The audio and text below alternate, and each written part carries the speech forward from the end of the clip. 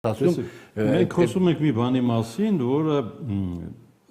անիրագործել է թեկուզ միայն մի պատճառով, որ ընտրություններին մնացել է 8 ամիս։ Կապ չունի։ Դե հիմա ասենք հաջորդ քայլին, եթե դա անիրագործելի լինի եւ կամ ես չեմ համարում անիրագործելի, ասենք թե հնարավորություն իրագործել, ենթադրենք, ապա պիտի ընտրությունների շուրջ ընդդիմությունը կոնսոլիդացվի։ Եկեք ավելի առանցքային, որը հնարավոր չէ։ Եթե հնարավոր չի, Նիկոլ Փաշինյանը կվերընտրվի։ Իսկ հնարավոր է, դուք ինչ եք կարծում։ Իհարկե հնարավոր է։ Երկրորդը կմիավորվի, երրորդը մի հարց էլ ունեմ, ում կաջակցի առաջին այդ դեպքում։ Չէ, առաջինն էլ է։ Ինքն պիտի միավորվի։ Երկրորդի եւ երրորդի։ Ինքն պիտի միանա, այո։ Ես մտածում եմ Հովիկ Աղազարյանս, որ հայրենիքի փրկության ծանրագույն բեռը դրված է ուսերին։ Հայաստան դաշինք խմբակցությունը մտածում է Ռոբերտ Քոչարյանի գլխավորությամբ, որ հայրենիքի փրկության ծանրագույն բեռը դրած է իր ուսերին, իրանց ուսերին։ Պատիվ ունեմ իմ գործընկերները մտածում են հայրենիքի փրկության ծանրագույն բեռը դրված է իրենց ուսերին։ Հարց. Դուք ինձ հարցում եք, պարոն Աղազարյան, դե փրկեք հայրենիքը։ Կներեք, պարոն Մնացականյան, խանգարող հանգամանք կա։ Ո՞րն է, պարոն Աղազարյան, խանգարող հանգամանքը։ Նիկոլ Փաշինյանի վարչապետությունը։ Ահա։ Դիմում եք Հայաստան դաշինքին։ Հայաստան դաշինք, փրկեք հայրենիքը, չէ՞ որ դուք գտնեք ու ձեր ուսերին ա դրված։ Աղազարյան Հովիկելի պատճառ ունի խեշտաղեն։ Դուք ինչ եք ասում։ Մեկ էլ ունենք խանգարող հանգամանք։ Ձեր խանգարող հանգամանքը ո՞րն է։ Նիկոլ Փաշինյանի վարչապետությունը։ Մենք պատասխանը տալիս եմ պատիվ ունեմ խմբակցությունը եւ բոլոր քաղաքական ուժերը։ Հետեւաբար բոլոր քաղաքական ուժերը, որոնք քաղաքական դաշտում իրար հանդեպ ունեն ընդդիմություն անձնական կարգի, ասենք, չկամության խնդիրներ եւ նաեւ գաղափարական տարաձայնություններ, բայց բոլորին հայրենիքի փրկության համար խանգարող հանգամանքը Նիկոլ Փաշինյանի վարչապետությունն է։ Ուրեմն միավորում են այդ գաղափարի շուրջ, Նիկոլ Փաշինյանը հեռացնում է իշխանությունից եւ ներկայանում են ժողովրդին հայրենիքի փրկության իրենց ծրագրերով եւ ժողովուրդը կատարում է իր ընտրությունը։ Ինչ բարդման կաստ է։ Այդ Միտարով, բնականաբար։ Այդ իրար նկատմամբ անհանդուրժողականությունը եղել է թե նոր է ծնվել, ինչ է կարծում։ Չէ, դա դի բանա։ Մշտապես եղել է եւ դի բնական է։ Չի կարա չլինի։ Ասենք ես որ ասում եմ ինձ թվում է թե հայրենիքի փրկության ծանր բեռը դրված է իմ ուսերին, չէ՞։ Ասենք ես լավ աշկերով ասում եմ որ վստահություն դե շնչող։ Բայց խորքում կարող է պատահել նաեւ անձնական շահեմ է տապնձում։ Նաեւ դա է մարդկային։ Էդի կարող է քողարկում եմ էդի դրանով։ Ինքն է քողարկում էդի դրանով, իրական մի ուրիշ նպատակ է տապնձում։ Բա ո՞նց անենք որ այդ ամեն դաշտից մաղենք գտնենք այն մարդկանց, որոնց մոտ հայրենիքի փրկության, այսպես կոչված գործակիցը մասնաբաժինը շատ ավելի մեծ է, քան անձնական շահի մասնաբաժինը։ Դա լավ է ժողովուրդը։ Դե գնանք ժողովրդի դատին։ Ստեղծեք պայմաններ, գնանք ժողովրդի դատին, ով կընտրվի մաքուր թափածի ընտրություններով, 2026 թվականի հունիսի 7-ին։ Եթե չստացվի իմպիչմենտը։ Դուք գնացել եք Միքուսարան, Միքայել Սրբազանին հանդիպել։ Այո։ Ձեր նախաձեռնությամբ։ Այո։ Ես վկաներ ունեմ, Թե ազդակ էր եղել, որ ուզում են հանդիպեն ձեզ հետ։ Չէ։ Նույնիսկ ես կասկածում եմ, որ կարող է ինքը չհամաձայնվի հանդիպի, որովհետև իմ վերաբերմունքը ընդհանուր առմամբ հոգևորականներին եւ մասնավորապես Բագրատ Գալստանյանին շատ, ասել մեղմ ասած, ձիգ է, էլի, ասել, բան չի։ Բայց ես վկաներ ունեմ, որը կարող են գալ հաստատել, որ ես 3 տարի առաջ, 4 տարի առաջ Միքայել Սրբազանի մասին արտահայտվել եմ, չճանաչելով, չտեսնելով իրեն։ Շատ բարձր, այսպես կոչված, տրամադրվածությամբ, դասելով իր խոսքը, հարցազրույցները եւ այլ եւ նայել եմ եւ շատ բարձր կարծիքի եմ եղել։ Պատահաբար մի անգամ հանդիպել եմ բանում։ Դուք այդպեսի կարծիքի եղել եք Նիկոլ Փաշինյանի նկատմամբ։ Եվ լսել եք նրան եւ ի տարբերություն դեռևս ի տարբերություն Միքայել Սրբազանի Նիկոլ Փաշինյանը իրան սպառել է քաղաքականապես, բարոյապես, ֆիզիկապես, հոգեպես, սոցիալապես եւ պետք է իրան կանգնեցնել, որովհետեւ ինքը վերահացվել ավտորիտար ղեկավարի, իսկ մեր նմանպետությունների համար ավտորիտարիզմը դա կործանարար է։ Ես բարձր կարծիք եմ եղել Նիկոլ Փաշինյանի մասին, հիմա էլ եմ բարձր կարծիքի։ Միքայել Սրբազանը չի վերածվի ավտորիտար ղեկավարի։ Ո՞ց կհասցնի 6 ամսում։ Ենթադրենք։ 6 ամսում ո՞ց կհասցնի։ 6 ամսի վարչապետ դառնալ ո՞ց կարա հասցնի, երբ որ դու ստեղծում ես հավասարակշռված կառավարություն տարբեր ուժերի տակ 6 օրն էլ է բավական։ Չէ։ Մի ասեք։ Միքայել Սրբազանը նաև այսպես կոչված դրականորեն տարբերվում է շատ նաև քաղաքական գործիչներից, որ ինքը իր խոսքը մի քննադատական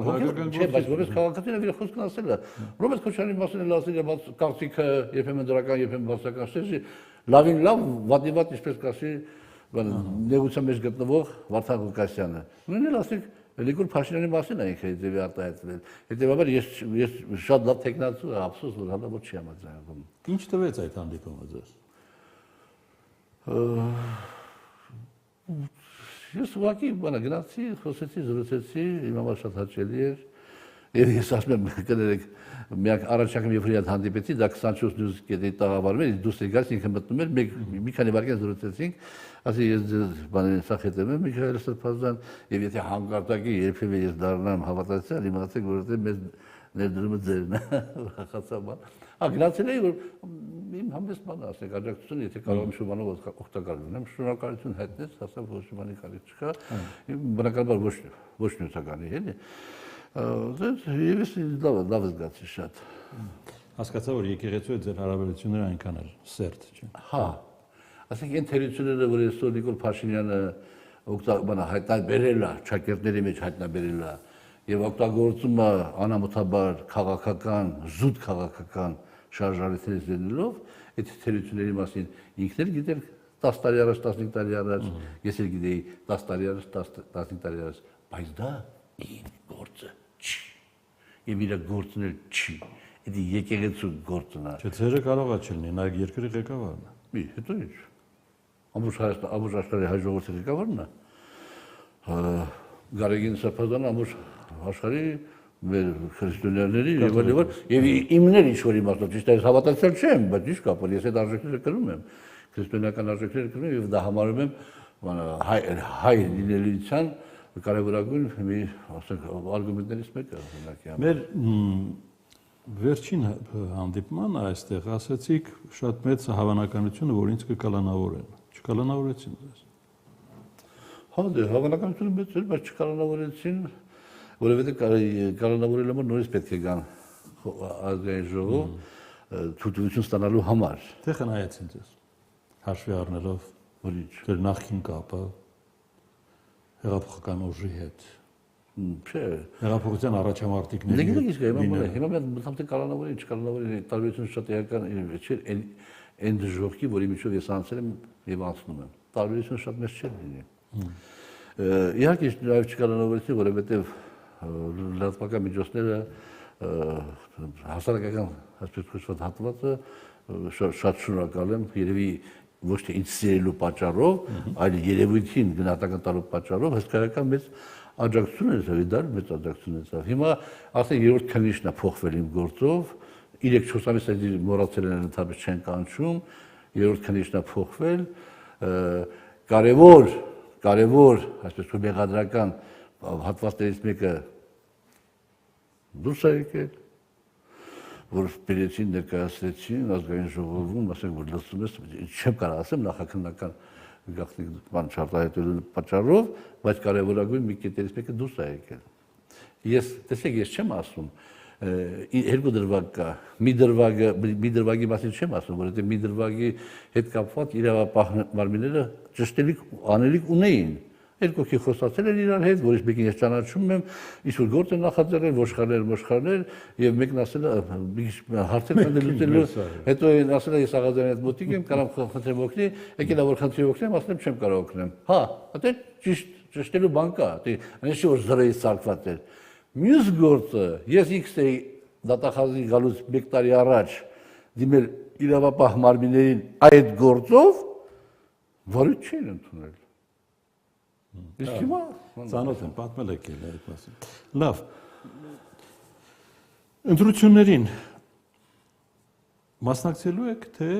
աջակցելու եք որևէ մեկին, ինչպես եք որոշում։ Կարող է լինել այսպես իրավիճակ։ Կարող է մեր առաջարկությունը ընդդիմադիր դաշտի համար ընդունելի լինի, բայց մենք ընդունելի չլինենք ընդունակ։ Մարոկյանի տարբերակով։ Չէ, դուք բանը 26 թվին եք ասում, թե ինչ մեծ է։ 26-ը։ 26 թվին բանը, 26 թվին մասն եք խոսում։ Կարող պատահի այն առաջարկությունը, որ մենք ներկայացնում ենք,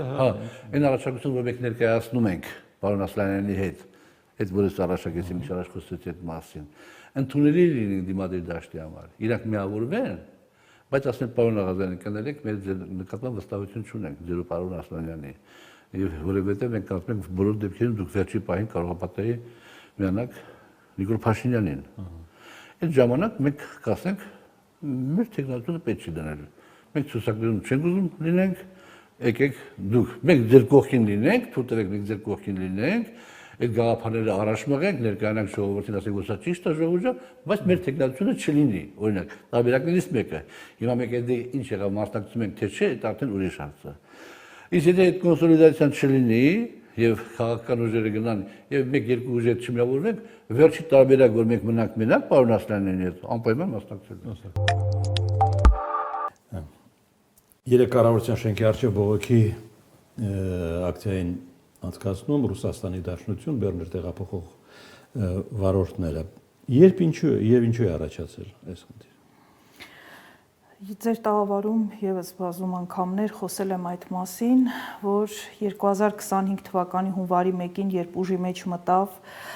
Ռուսաստանի Դաշնության 115-րդ ֆեդերալ օրենքում փոփոխությունը Ռուսաստանի Դաշնության տարածքում օտարերկրացիների գտնվելու ժամկետի վերաբերյալ, ոչ վիզային ռեժիմի երկրների քաղաքացիների համար ժամկետը կրճատվեց 2 անգամ, տարվա ընթացքում դառնալով գումարային 90 օր։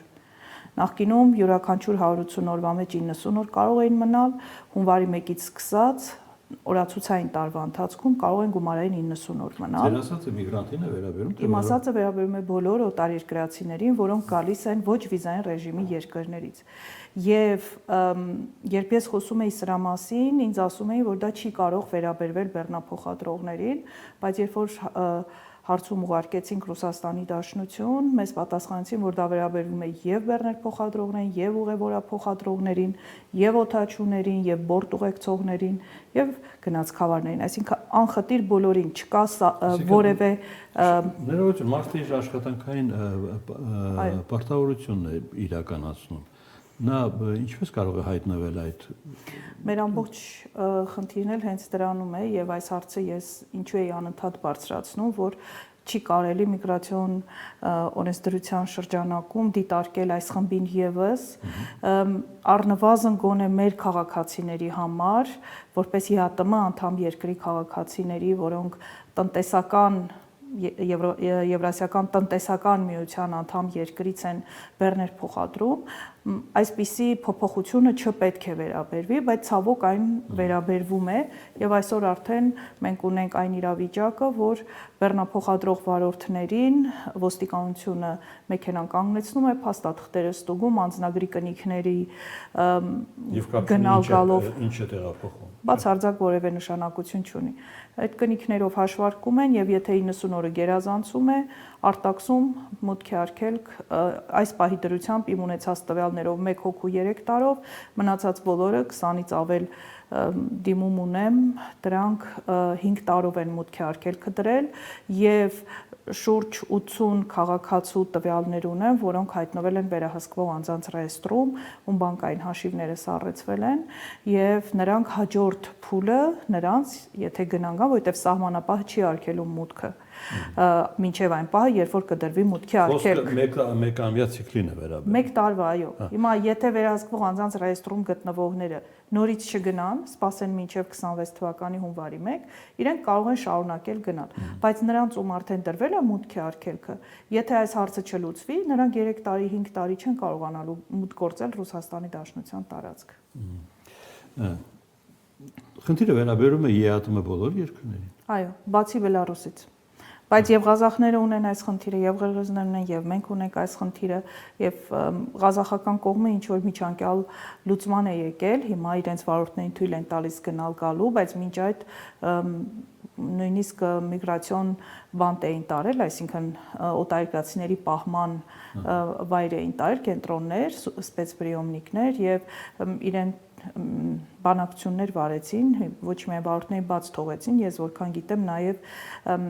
այս սանկցիան իրենց վրայից վերցրել են, բայց օրենքում փոփոխություն չեն մտցրել, այստեղ խնդիրը եւ ոչ մի երաշխիք չկա, որ 1 ամիս հետո նորից սա չի կրկնվի։ Այսինքն այս միջանկյալ որոշումը անշուշտ լավ է, ես հույս ունեմ, որ մեր վարորդների համար էլ կկիրառվի, բայց պետք է հասնել նրան, որ գոնե օրենքում բացառությունները նշեն, այսինքն Իսկ ով է զբաղվելու դրանով, կառավարությունները թե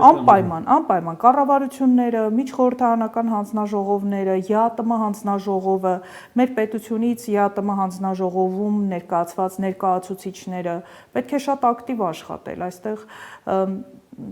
սա միայն փորձագետների խոսելով չի լուծվում, ավելին ասեմ, փորձագետների խոսելով չի լուծվում, որովհետև եթե լուծվեր, ես 1 տարի խոսում եմ այս խնդրի մասին, խնդիրը արդեն լուծված կլիներ։ Այստեղ աշխատանք է պետք տանել, լուրջ աշխատանք է պետք տանել, եւ ես հույս ունեմ, որ եթե այդ աշխատանքը տարվի, առնվազն գոնե օրենքի այդ կետում բացառություններ կնշվեն։ Իսկ ունեք տեղեկություն տարվում է, Այո։ Սպայկայի խնդիրը այս թեմային առնչվում է։ Ես սպայկայի խնդրին ծանոթ չեմ, ճիշտն ասած։ Սպայկայի բեռնատարները կանգնած են, ինչքան ժամանակ է Ռուսաստանում, արգելանքի տակ են, չեն թողնում։ Եթե էլի 90 օրն են գերազանցել վարորդները, վերաբերվում է, անկեղծ հատուկ սպայկային ուշադրություն չեմ դարձրել, բայց ընդհանրապես բեռնափոխադրողները սպայկայից ինձ դիմող չի եղել եւ այն կազմակերպությունները եւ լոգիստիկ կազմակերպությունները, բեռնափոխադրումներով զբաղվող կազմակերպությունները, անհատ վարորդները, որոնք իրենց մեքենաներով են այդ ծառայությունը մատուցում, բեռնափոխադրումներ իրականացնում, ովքեր որ դիմել են, բոլորի փաստաթղթերը, որոնք ես նայել եմ, բոլորը անխտիր 90-օրյա ժամկետը գերազանցելու պատճառով են հայտնվել։ Այսինքն, եթե զուտ տրամաբանական եզրահանգում անենք, ռուսական միգրացիոն ծառայությունը միգրացիոն խստացումը կիրառում է այն մարդկանց վրա, որոնք միգրանտ չեն համարվում։ Այո, ներքին գործերի նախարարությունը, որովհետև ոստիկանին, գիտեք, փետրվարի 5-ից ոստիկանները իրավունք ունեն առանց դատարանի որոշման վարչական խախտում իրականացրած օտարերկրացուն առանց դատարանի որոշման արտաքսելու, whistle կանելու, սկզբում անձը հայտնվում է վերահսկվող անձանց ռեեստրում, որից հետո ոստիկանությունը իրավունք ունի նրան whistle կանել։ Հիմա իրենց այդ իրավունքից օգտվում են ՌԴ ոստիկանները, այս պարագայում օգտվում են ճանապարհային ոստիկանները, ոչ թե միգրացիոն։ Իրենք ստուգում են փաստաթղթերը, հաշվում են եւ այն փաստաթղթերը, որոնք ուղարկել են ինձ վարորդները, այնտեղ հստակ նշված է, օրինակ ժամկետը 90 օրը լրացել է հունիսին, ենթադրենք, հունիսից հետո հաշվել են, քանի անգամ է գնացել եկել եւ գումարային օրերը ենթադրենք կազմել են, չգիտեմ, 138 օր, 146 օր, 97 օր, այսինքն գումարել են իրար այդ օրերը, ինչքան է ավել գնացել, մնացել Ռուսաստանի Դաշնության տարածքում եւ համապատասխանաբար դրել են մուտքի արգելք, բայց աբսուրդը կանում է նրանում, որ անձանց 90 օրից հանում են նաև, երբ որ անձին գալիս հասնում են սահմանակետ եւ հարկադիր ստիպված հերթերի մեջ մնում են ու ցավոք լինում են դեպքեր, ամեն դեպքում եղել են եւ շարունակում են լինել, որ իրենք մնում են 10, 15, նույնիսկ 20 օր։ Այսինքն իրենց կամքից անկախ դա հաշվում են 90 օրից հանում են այդ օրերի քանակը։ Եթե անգամ լարսում, կարևորը չի որտեղ կանգնած են, լարսում կանգնած են եւ քանի օր կանգնել են, այդ օրերը հանում են իրենց հասանելիք 90-օրյա ժամկետից ու նշանակում է, որ շատ արագ սպառվում են այդ օրերը։ Կարող է մի 4-5 ուղևորության ընթացքում մի քանի անգամ հերթերի մեջ հայտնվեն եւ այդ 90 օրը սպառեն, ուրեմն նշանակում է իրենք այս տարվա ընթացքում այլևս չպետք է գնան, բեռնափոխադրող կազմակերպությունը կամ պետք է այդ վարորդներին աշխատանքից ազատի, ուրիշ վարորդներ ընդունի, որոնք գնան եւս 90 օր, այսինքն սա եթե վարորդը փոխվում է, խնդիրը վերանում է։ Դե մեքենայի վրա չեն դնում, վարորդի վրա են դնում արգելքը։ Մեր կասեք ինչու չեն հանդարտվում կրքերը Թրամփի ուղու շուրջ։ Թվում է ահագին բարձաբանումներ են հնչել, հա, ինչ։ Նախ ամենից առաջ նոր որ խոսում ենք այդքան այդ անորոշությունը, մենք չգիտենք թե դա ըստ էության ինչ է։ Ամենակարևորը սա է։ Երկրորդ եւ ոչ պակաս կարևոր, Բաքվի եւ Անկարայի նվաճողական ծրագրերը Հայաստանի Հանրապետության նկատմամբ։ Ալիևը նորից ճպտում է, իր այդ քծնողական հայացքով նայում է եւ այլ, այն գոռոզ Ալիևը, որը տեսնում եք յուրայինների հետ կամ Բաքվում ինչ ձև է ինտերվյուներ տալիս, այնց լրագրողների հետ բան, Թրամփի հետ այնպես էր ճպտում եւ այնպես էր մատով ցույց տալիս, ահա Փաշինյանը սենց կարծես հենց րոպե առաջ փորձում էր Թրամփին ինչ որ դրական, ես քեզ հնազանդ, ես քո ծառան, ես քո լավ ընկերը, փոքր եղբայրդ եւ այլ եւ այլ եւ այլ։ Այս ամեն ինչով հանդերձ մարդիկ ունեն մեր նկատմամբ ծրագրեր եւ այդ ծրագրերը ոչ մեկ չի վերացրել։ Այն կողմից Էրդողանը իրականացնում է իր նեո-օսմանիզմի քաղաքականությունը, այս կողմից էլ Ալիևը փորձում է վերջնականապես մեր խնդիրը լուծել, որովհետեւ ես բազմիցս եմ սա ասել, Ալիևն ինքն է խնդիրներ ունի։ Դա այդ խնդիրները կլուծեր, եթե չհայտնվեր Վաշինգտոնը, թե այդպես չէ։ Գիտեք, ինձ թվում է մի քիչ ստիպեցին Ալիևին Թրամփի այդ PR ակցիայի շրջանակներում եւ այն բանի ազդեցության տակ, որ Ռուսաստանի Դաշնության ի վերջո դուրս մղեն հարավային Կովկասից, այս ամեն ինչի ազդեցության տակ կարծես թե մի քիչ մեր օգտին եղավ, որ ամեն դեպքում Ալիևի ագրեսիվ գոնե շարժը եւ հրետորաբանությունը սահմանափակվեց։ Ճիշտ է, ինքը ասում է Զանգեզուրի միջանցք, բայց նկատել եք օգոստոսի 8-ից հետո Արևմտյան Ադրբեջանի մասին գոնե խոսույթ ես չեմ լսել։ Ես բավականին ուշադիր եմ, սահմանում բարեբախտաբար խաղաղ վիճակ է։ Մենք ունենք մի քանի ամիս։ Հիմա մենք այս մի քանի ամսում պետք է ինչ-որ բան անենք, բայց եթե 5 տարում էական բան չենք արել, ես կասկածում եմ, որ այս մի քանի ամսում մենք ինչ-որ դրական բան կանենք, այնց իրավիճակ փոխով, ուղղակի պետք է վայելել այս մի քանի ամիսը, տեսնել թե 26-ի գարունը մեզ ինչ կբերի։ Ռուսաստան, որ նշեցիք, ռուսական ազդեցությունը իսպար վերացել է Կովկասում։ Ոչ, իսպար չի վերացել եւ բնականաբար չի վերանա, առնվազն ռազմաբազաներ կան Աբխազիայում եւ Օսիայում, բնականաբար նաեւ Հայաստանի Հանրապետության տարածքում, ուղղակի Ռուսաստանը ես նորից եմ ասում լրջագույն խնդիրներ ունի։ Տեսեք, բանը հասել է նրան, որ դնում եւ միջազգային ամենաբարձր մակարդակում քննարկում են, թե եթե տամահավքներով հարված են Ռուսաստան ինչ կլինի։ Եվ ստիպված Պուտինն էլ ասում է ոնց թե, ասենք, չի ասում, ոնց թե հարված են։ Ասում է, եթե հարված են, մենք մեր հակոդային պաշտպանությունը կուժեղացնենք։ Այսինքն հարվածի փաստը, որ ենթադրենք 20-30 տարի առաջ ասեն, եթե մենք հարված են մեզ, ի վերջո տամահավքը նաև ատոմային մարտագլխի կարող է ունենալ, թեև պարզը չեն կիրառի, բայց տեսականորեն կա վտանգ, որ այդ մասսական հարվածների մեջ կարող է մեկ, չգիտեմ, ինչ-որ բան լինի։ Այս պայմաններում Ռուսաստանը ընդհանրապես ասում է, մենք մեր հակոդային պաշտպանությունը կուժեղացնենք, հասկանում եք։ Իսկ ուկրաինական ճակատում նայում ես սառած վիճակ։ Լավ, մեկ շաբաթը մեկ հայտարարում են, որ մի հատ գյուղ ենք գրավել, այդ գյուղն է քարտեզի վրա նայում ես ավերակների կույտ, մի 10-20 տուն, որի հիմքերն էլ նորմալ չեն երևում։ Ուղղակի Պաշտպանական Մոսկվան թեմայից թեմա ենք անցնում, Պաշտպանական Մոսկվան համառում է, քանի որ լավ հասկանում է, որ եթե կանգնեց իր պարտությունն է ֆիքսվելու ռազմավարական, բայց դե առաջ գնալն է ռիսկների հետ է կապված։ Դա չենք շեղվի շատ, բայց այնուամենայնիվ դա հետաքրքիր դետալ է, կարևոր կասեի։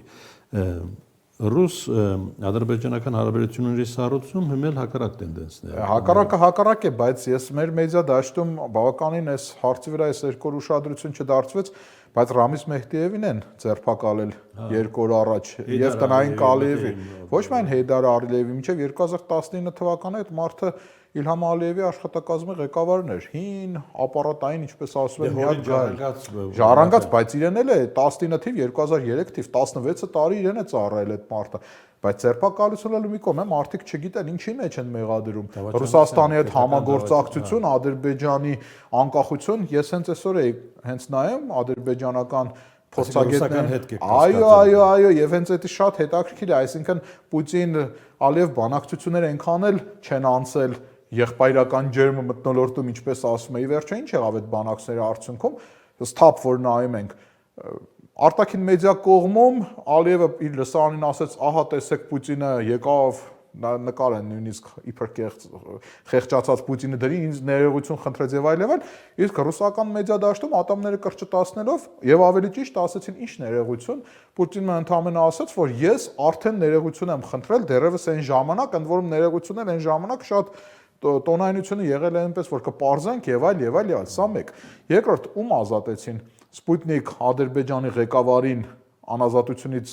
հանեցին եւ տնային կալանքի դրեցին, Ռուսաստանում էլ ինչ որ մի արվեստի գործիչ, անունը չեմ հիշում, որին նորից անազատությունից հանեցին եւ դրին տնային կալանքի, այսինքն ընդհանրապես երկու քայլեր եւ հանկարծ 2 օր հետո Ռամիզ Մեհդիևին են հարվածում, ընդ որում ասացի կիսատ մնաց խոսքս, Դուք չեք պատկերացնես պահին Ադրբեջանում ինչ արշավ է Ռամիզի դեմ։ Ճիշտ է, ինքը կներեք արդյոք տականք է եւ սա պատասխանատու եմ, ասորտե մեր հայերի նկատմամբ շատ պատմակեղծարություն է անում, իրենց գիտությունների ակադեմիայում էս մարդը շատ հայտնի անց էր, այդ ադրբեջանական պատմակեղծարության հիմքում է ինքը լավ մարդ չի մեր հայերի նկատմամբ եւ ընդհանրապես, որովհետեւ լավ մարդը չի կարող ստախոս լինել, սա մեկ, բայց երբ որ ես նայում եմ այսօր Ադրբեջանում այն ոչի հոդվածներ են դույս ընծայվում, առաջ չափազանցնելու, ինչպես 1936-37 թվականներին ԽՍՀՄ-ում, երբ որ Ստալինի հերթական ֆավորիտին ասենք Եժովին կամ Բուխարինին գցում էին, այսքան, ասենք մոտավորապես տոնայությունը սենց է։ Մենք պարզեցինք, որ նա երկար տարիներ խաբել է մեծն առաջնորդին, թշնամիների լրիվ սենց ծիծաղելիորեն գալիս այդ խորհրդային ռեպրեսիվ ոճը։ Բայց սա ինչ է նշանակում։ Սա նշանակում է, որ Ռուսաստանի այգին են հերթական քարը գցում։ Չէ՞ որ չի կարող սենց բան պատահական լինել։ Ենթադրում եմ, որ ռուս-ադրբեջանական հարաբերությունները ամեն դեպքում չեն լավորեր ապրում, գուցե այն սրվածությունը չունեն, բայց այս Պուտին-Ալիև Դուշանբեի հանդիպումից ես չտեսա նույնիսկ այն ուղղությունը, որ լավ, կոնֆլիկտը սարվում է, ոչ, ուղղակի մի պահ հանգստացավ, բայց ինձ թվում է խորանա նորից կոնֆլիկտը, իսկ այդ կոնֆլիկտը խորը արմատներ ունի, խորը արմատների հիմքը այն է, որ Արևմուտքը եւ Մեծ Բրիտանիան ու ԱՄՆ-ն փորձում են Ռուսաստանին դուրս մղել Հարավային Կովկասից, իսկ Ռուսաստանն էլ 200 տարի առաջ նրա համար չի եկել Գյուլիստանի եւ Թուրքմենչայի պայմանագրերը կնքել, որ հիմա 2028 թվականին Թուրքմենչայի պայմանագրի 200-ամյակին չլինի այստեղ։ Ինչը կարող է կամ ով կարող է Բաքվին մղել համաձայնագրից հրաժարումը։ Օգոստոսի 8-ին նկատի ունեք։ Այս պահին բարեբախտաբար զուտ որպես հայ մարդ եմ ասում, որը չի ուզում որ պատերազմ լինի, բարեբախտաբար նման բան երևի թե մոտակա ամիսներին չի լինի։ Գիտեք, այս պահին ողջ աշխարհը երևի թե իր հիմնական մասով սպասում է ռուս-ուկրաինական այս թնջուկի հանգուցալուծման։ Ամեն ինչ այդտեղ սենց սառել է եւ բոլորը նայում են թե ինչ է լինելու, որովհետեւ ռուս-ուկրաինական այս ճակատի որոշակի այս հանդարտեցումը, հավասարակշռությունը ստեղել է բերեուժերի հավասարակշռման։ Ռուսաստանը չի ճնշում Բաքվի վրա, Բաքուն էլ համապատասխան քայլեր չի անում չափից դուրս, որովհետև հասկանալի է, որ Ուկրաինայում սառած վիճակ է։ Երբ որ Ուկրաինայում խնդիրները գոնե հստակենան, այդ ժամանակ ստեղել կհստակենան, որում Հայաստանի Հանրապետությունը շատ բարդ էս պայն փուլ է մտնում։ Մենք տեսնում ենք, որ օր-օրի վրա արդեն նախընտրական կրքեր են թեժանում, նոր անձիկ են հայտ ներկայացնում, հաճախ երիտասարդ, հաճախ խոստումնալից, իշխանությունը նյարդային արձագանք է տալիս, Սամվել Կարապետյանի խնդիրը չի լուծվում, այ հենց այս պահին երևի թե դատարանի դեռևս որոշումը չկա։ Իսկ հոգեվորականների ձեռնարկատիրը դա էլ ուզում ասեի։ Նույնպես այդ մթնոլորտում պիտի։ Այ, գիտեք, ես ինչքան հասկացա բաց աղբյուրների վերլուծությունից այս երկու օրը հիմքում դրել են Օհանավանքի քահանատեր Արամի են պնդումը, թե մեզ ստիպել են, որպեսզի մենք գնանք ընտրությունների չէ, մենք գնանք հանրահավաքի 2000 ենթադրում եմ 21 թվականին։ Սա իմ համեստ կարծիքով այն խնդիրը չէ, որի համար դու պետք է հոգեվորականներին կանչես, ազատության զրկում, ի վերջո դա նախ պետք է ապացուցվի, երկրորդը ինչ է նշանակում ստիպել են, ինչ ձեռքդ բռնել են եւ ասել են Facebook-յան պոստը գրի, որ Հայաստանին կադրովի պես ղեկավար է պետք, ի վերջո մարդը Facebook-յան էջը մտնում ես 2021-22 թվականին հստակ ընդդիմադիր հայացքներ ունի։ Դա ամեն ինչը մի կողմ բնականաբար ստեղ պայքար է գնում, գնալով կրքերը թեժանում են։ Ես կարծում եմ մենք դեռ սկզբում ենք եւ նկարագրում եք նախընտրական շրջանը։ Այո, մենք դեռ սկզբում ենք հոկտեմբերը շատ է թեժանալու ավելի ավարտում ենք արդեն 44 օրյա զեկուցի սառեցնեն։ Այո, միանշանակ կապ ունի, ես այս մասին վերջերս ֆակտորի եթերում ասացի, ես կարծում եմ իշխանությունները այս բան հարմար չգտան, որպեսզի 44 օրյա պատերազմի քննիչ հանձնաժողովի զեկույցը նույնիսկ իրեն տեսքով, որ կազմել են իշխանամետ падգամավորները հասարակության քննարկմանը ներկայացրել, որովհետև ինչքան ուզում ես դու այսպես դրական դա ներկայացրել, ի վերջո հենց այն նախընտրական են ամիսներին բարձանալի ամի քննարկում, թե ինչեր է սենց, ինչի է այսպես արվեց եւ այլ եւ այլ եւ այլ։ Այստեղ գնաց իբր թե կոնֆլիկտ Ալեն Սիմոնյան, Անդրանիկ Քոչարյան, բայց ես կարծում եմ այդտեղ մի քիչ երևի թե արհեստականության տար կար, որովհետև դրանով օբյեկտիվ չէ այն պատճառաբանությունը, որ ռազմական գաղտնիքի հետ գործ ունի։ Չէ, նախ սկսենք նայած, եթե գաղտնիքի խնդիր կար, կարելի էր ԱԺ փակ նիստում դա անել, այսինքն քննարկում ընդհանրապես չեղավ մեկ։ Երկրորդը Ես կարծում եմ ուղղակի իշխանությունները չուզեցին, որ այդ հանձնաժողովի զեկույցը որևէ կերպ այս պահին մտնի շրջանառության մեջ։ Իշխանությունները կուզենան այս ընտրություններին գնալ մոռացած 2020-21 թվականն ու 2021 վեր ամենալայն իմաստով մոռացած, որովհետև 21 թվականի նախընտրական վիճակն էս նայում, ինչ էին ասում, չէ, Արցախի հարցը փակված չէ, տղաները զոհվեցին նրա համար, որպեսզի Ալիևը ասի, որ Ղարաբաղի հարցը դեռևս ոչնչացված չէ, Հադրութով Շուշի, նման ինչ-որ բաներ էր ասվում, դա անցյալ է համարվում, խոր անցյալ։ Դա ընդդիմությունը բնականաբար կձգտի ամեն կերպ դա ասենց բերել եւ մտցնել, բայց դե այս ընտրությունները շատ թեժ են լինելու, ավելի թեժ, քան 21 թվականին, աննախադեպ թեժ եւ նաեւ հետընտրական լրջագույն զարգացումներ անկասկած կլինեն, որովհետեւ իշխանությունը ամեն ինչ կանի, որ չկորցնի իշխանությունը, լայն իմաստով եմ ասում, ընդդիմությունները շատ լավ հասկանում են, որ եթե այս շանսն է բաց թողեց, ապա 2000 մնալու է հետո 31 թվական եւ անորոշ բաներ։ Այս առումով միակ դրականը, ասեմ եւ խոսքս ավարտեմ, երևի թե լավն է, որ գոնե օգոստոսի 8-ի այդ համաձայնագիրը ինչ որ կերպ կզսպի Ալիևին, բայց 26-ի ամառվանից հետո կլինի արդեն սրացումներ։